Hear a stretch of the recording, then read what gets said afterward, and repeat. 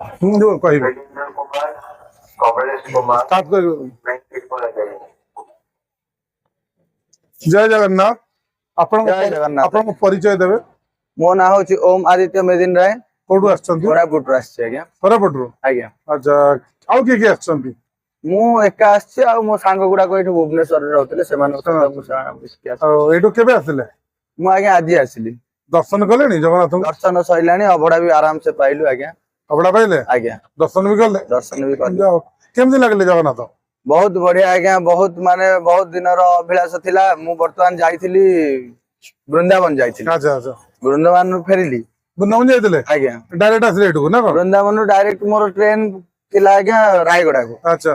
କିନ୍ତୁ ମନରେ ଇଚ୍ଛା ଥିଲା ଯେ ଟିକେ ଆସିକି ଆମର ଓଡିଶାଙ୍କର ଇଷ୍ଟଙ୍କୁ ଯେକୌଣସି ତୀର୍ଥକୁ ଗଲେ ବି ଆମର ବଡ ତୀର୍ଥ ସାର୍ ଜଗନ୍ନାଥ। କୃଷ୍ଣଙ୍କୁ ଦେଖିକି ଆସିଲେ ରାଧାଙ୍କୁ ଦେଖିକି ଆସିଲୁ, ଟିକେ ମନ ଥିଲା ଜଗାକୁ ଟିକେ ଦର୍ଶନ କରିବାକୁ। କିନ୍ତୁ ହେଲେ ଗାଡି ଥିଲା ରାୟଗଡାକୁ, କାରଣ ମୋର ହଉଛି କୋରାପୁଟ ଆଜ୍ଞା, ସେଇଠି ମତେ ସୁବିଧା। ମନରେ ଗୋଟେ ଦୁଃଖ ଥିଲା ଯେ ଟିକେ ଦର୍ଶନ କରିହବନି। କିନ୍ତୁ ଏମିତି ଭାଗ୍ୟ ଦେଖନ୍ତୁ, ସେ ଏମିତି ଲୀଳା କରିଦେଲେ ଯେ ମୁଁ ଭାବିଥିଲି ରାୟଗଡାକୁ ଯିବି, କିନ୍ତୁ ସେ ଟ୍ରେନ କ୍ୟାନସଲ ହେଇଗଲା। ମୋର ପୁଣି ଟିକଟ କରିବାକୁ ପଡିଲା ଏଠିକି, ଆମର ପୁରୀକୁ। ଡାଇରେକ୍ଟ ପୁରୀକୁ କାଲି ସକାଳ ଆଜି ସକାଳ 5ଟାରେ ଆସିକି ମୁଁ ପହଞ୍ଚିଛି। ଆପଣଙ୍କୁ ଯିବାର ଥିଲା କୋଉଠୁ? ଜଗନ୍ନାଥ ଶୁଣିଦେଲେ ସେଇ କଥା।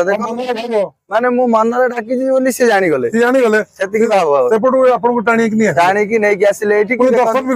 ଦର୍ଶନ ମୁଁ ସକାଳଠୁ କେତେ ଚେଷ୍ଟା କଲିଣି, ଦର୍ଶନ କରିବି ହେଇପାରୁନି। କିନ୍ତୁ ଦେଖନ୍ତୁ, ସମସ୍ତେ ସାଙ୍ଗମାନେ ଅଫିସ ଥିଲା, ସାରିକି ସେମାନେ ବର୍ତ୍ତମାନ ଆସିଲେ 7ଟା ବେଳକୁ। ଆମେ ଭୁବନେଶ୍ୱର 7ଟା। ମୁଁ ଭାବିଥିଲି ଆଜି ଦର୍ଶନ ହେଇପାରିବ କି ନାହିଁ। ଆଜି ଆସିଛି, ଆଜି ହିଁ ଦର୍ଶନ କରିଥିଲେ ଖୁସି ଲାଗିଥାନ୍ତା। ସାଙ୍ଗସାଥି ମାନଙ୍କୁ ତାଙ୍କୁ ବି ଡାକି ଆଣିଲେ? ଆଜ୍ଞା ଆଜ୍ଞା। ସେମାନେ ବି ଆସିଲେ, ସେମାନେ ବି ବହୁତ ଆଗ୍ରହ। ସେମାନେ ବି ଦର୍ଶନ କରିବୁ ଅବଢା ପାଇବୁ ବୋଲି ଆସିଲୁ।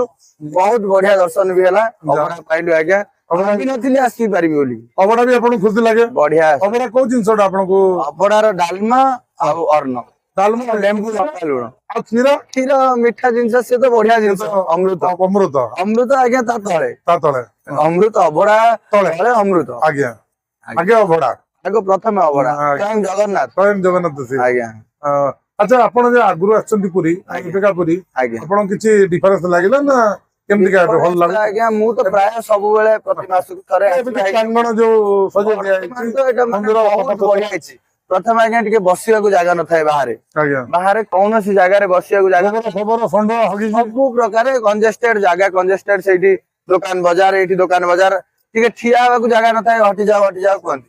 କିନ୍ତୁ ବର୍ତ୍ତମାନ ଏତେ ସୁନ୍ଦର ହେଇଯାଇଛି ପରିବେଶ। ୱାସରୁମ ବି ବଢିଆ ହେଇଯାଇଛି। ୱାସରୁମ ପାଇଁ ବହୁତ ଅସୁବିଧା, ଚାରିକୋଣରେ 4ଟା ୱାସରୁମ ରହିଲାଣି। ଏପଟେ ପାର୍କିଂ ବି ସୁବିଧା, ବାଇକ ବାଲାଙ୍କ ପାଇଁ ବଢିଆ ପାର୍କିଂ ହେଇଯାଇଛି। ବହୁତ ସୁବିଧା ହେଇଯାଇଛି ଆଗ ଅପେକ୍ଷା। ବର୍ତ୍ତମାନ 100 ଗୁଣ ଭିଡ ବି ଅଧିକ। ଇନଷ୍ଟାଗ୍ରାମ, ସୋସିଆଲ ମିଡିଆରେ ଏତେ ସବୁ ହେଇଗଲାଣି। ଜଗନ୍ନାଥଙ୍କୁ ପ୍ରଥମେ ଜାଣୁନଥିଲେ ଜଗନ୍ନାଥ, ଜାଣି ପାରୁନଥିଲେ। ଆମର ଅଛନ୍ତି କିଛି ଲୋକ ଜାଣି ପାରୁନଥିଲେ, କିନ୍ତୁ 4 ଧାମରୁ ଗୋଟେ ଧାମ, ମୁଖ୍ୟ ଧାମ ବୋଲି ଏବେ ସାରା ଭାରତରୁ ଲୋକ ଦୌଡିଛନ୍ତି ଆଜ୍ଞା। ବିଶ୍ୱରୁ ଏବେ ଦୌଡୁଛନ୍ତି ଜଗନ୍ନାଥ। ସମସ୍ତେ ଆସୁଛନ୍ତି। ବର୍ତ୍ତମାନ ଖୁସି ଲାଗୁଛି ଦେଖିଲେ ବି କି ଆମର ଜଗନ୍ନାଥଙ୍କୁ ବାହାର ଲୋକ ବି ଜାଣିଲେ ସବୁ ଜିନିଷ। କଣ ଆଜ୍ଞା, ସବୁ ତ ତାଙ୍କର ଆଶୀର୍ବାଦ, ତାଙ୍କର ତ ଲୀଳା। ତାଙ୍କର ଆଶୀର୍ବାଦରୁ ଆପଣ ଆସିକି ପହଞ୍ଚିଗଲେ। ଆଜ୍ଞା। କୁଆଡେ ଯିବା ଲୋକ କୋଉଠୁ ଆସିକି ମୁଁ ଆଜ୍ଞା ଭାବିନଥିଲି ଆସିପାରିବି, କିନ୍ତୁ ଦେଖନ୍ତୁ ସେ ତାଙ୍କର ଲୀଳା।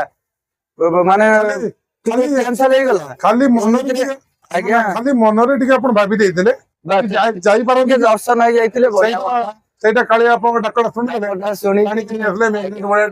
ପୁଣି ଆଜ୍ଞା ଦେଖନ୍ତୁ, ଏମିତି ଅସୁବିଧା ହଉଛି ଆଜିକାଲି ଟ୍ରେନ ରେ ଭିଡ ଲାଗି ରହୁଛି।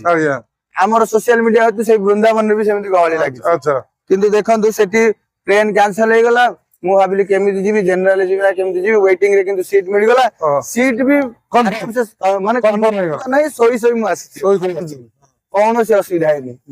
ଭଗବାନ ଜଗନ୍ନାଥ ସବୁ ସୁବିଧା କରିଦେଇଛନ୍ତି। ଯାହା ହଉ, ଜଗନ୍ନାଥ ଡାକ ଶୁଣିଲେ।